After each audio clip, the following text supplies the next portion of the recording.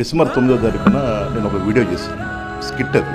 Skit ఏంటంటే ఖజానాలో డబ్బులు లేవు, ఊరూరు టోల్గేట్ పెట్టాలని చంద్రబాబు గారు అన్నారు. కాకినాడలో పవన్ కళ్యాణ్ గారు రోడ్ల మీద గుంతలు పూడ్చాలంటే డబ్బులు లేవని చెప్పడం జరిగింది.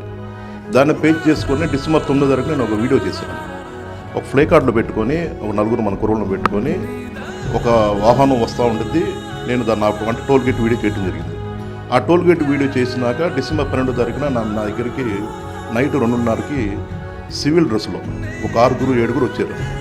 వచ్చేసి మా ఇంటికి వచ్చేసి గోడ దిగు, మా ఇంటి కింద గేటు తాళం వేసి ఉంటాం. గోడ దిగు వచ్చేసి తలుపు బద్దలు కొడతా ఉన్నారు. తలుపు బద్దలు కొడతా ఉంటే ఆ స్క్రూ ఊడిపోయి తలుపు ఓపెన్ అయిపోయింది. పిల్లలు వేసి ఎమ్మంటే ఎవరెవరు అనలేకే నేను కూడా ఒకసారి లోపల నుంచి బయటకు వచ్చేసరికి నన్ను ఒకసారి పట్టుకుని నన్ను నా కొడక వీడియో చేస్తావా, నా కొడక బయట రారని చెప్పేసి నన్ను పట్టుకుని కొట్టేస్తారన్న. నేను అప్పుడే అయిపోయాను. కొట్టేస్తుంటే ఎవరండి కొడతారు, మొహం మీద కొట్టేస్తారన్న. నేను అడిగాను, ఎవరండి మీరంటే మేము పోలీసులు అన్నారు. డప్పుల్లో గుత్తా నా భార్యని నమ్మని ఇష్టానుసారం తిడతా నన్ను మామూలు టార్చర్ పెట్టారు. నేను చేసిన తప్పేంటండి? నేను ప్రభుత్వం అధికారం రావడానికి ఏదో హామీలు ఇచ్చిందో ఆ హామీలు నెరవేర్చలేదు. ఖజానా డబ్బులు లేవన్నారు, టోల్గేట్ పెడతా ఉన్నారు. ఒక స్కిట్ చేసింది సార్. నేను సెటరికల్ స్కిట్ చేస్తే ఆ స్కిట్ బేస్ చేసుకొని నా మీద దారి దోపిడీ కేసు పెట్టి నేను అరెస్ట్ చేసి కర్నూలు తీసుకెళ్ళిపోయి పోలీస్ ట్రైనింగ్ సెంటర్లో వేసి నా కాళ్ళకు చేతికి బేడీలు వేసి నన్ను బూట్ కలత కొడతా. నా కొడక నీ వెనక ఎవరున్నారంటే నేను తప్పేంటండి?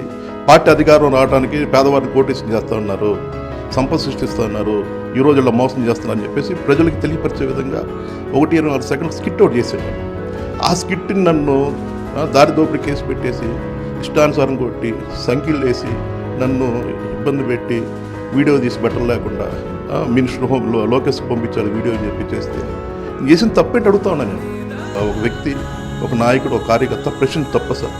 ఈరోజు రాష్ట్రంలో ఎలా ఉందండి పరిస్థితి? వీడియో చేయాలంటే భయపడతా ఉన్నారు, ఎక్కడ ఏ కేసు పెడతారని. సోషల్ మీడియాలో ఈ ప్రజాస్వామ్య దేశంలో ప్రశ్నించ తప్పు ఉంది కదా సార్. ప్రశ్నించకూడదా? మీరు చేసిన తప్పుని ప్రశ్నించకూడదా?